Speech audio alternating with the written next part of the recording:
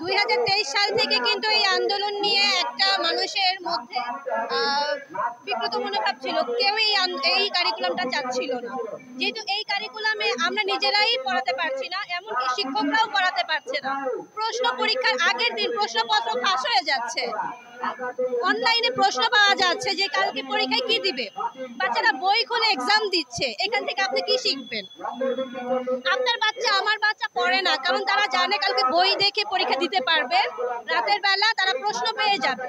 এই কারিকুলাম নিয়ে শিক্ষকরাই তো সন্তুষ্ট না, আমরা অভিভাবকরা কিভাবে সন্তুষ্ট হব?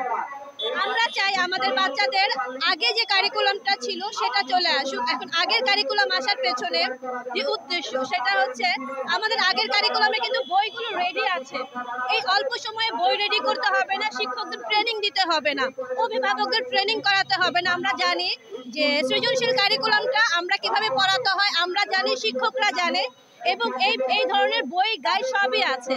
তাই আমরা চাই এই গাইডগুলো এই কারিকুলাম পরিবর্তন করে পূর্বে যে কারিকুলামটা ছিল সৃজনশীল কারিকুলাম, সেটা আবার আমাদের শিক্ষা ব্যবস্থায় আসুক। কারিকুলাম পরিবর্তনের কারণে শিক্ষা ব্যবস্থা কতটুকু ক্ষতিগ্রস্ত হয়েছে তা আমি এখন বলতে পারবো না, এটা ডিপেন্ড করে হচ্ছে ভবিষ্যতে। আমরা এখন একটা জুয়ার মধ্যে আছি, কি হবে কালকে জানি না। তবে প্রতিটা অভিভাবক তাদের মনের ভিতরে এটা নিয়ে নিয়েছে, আমার বাচ্চা পড়ে না, প্রতিটা শিক্ষার্থী নিয়ে নিয়েছে আমাকে পড়তে হবে না।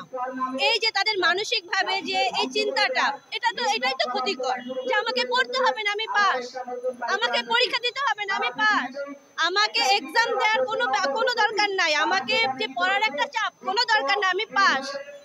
আমি এখন অনলাইনে ফ্রিল্যান্সিং করে টাকা ইনকাম করব, আমি গেমস খেলে কিভাবে টাকা ইনকাম করব, ওদের মাথায় এগুলো ঢুকে গেছে যে না আমরা অন্যভাবে ইনকাম করব, আমাদের পড়তে হবে না, আমরা এমনিতেই সার্টিফিকেট পেয়ে যাচ্ছি।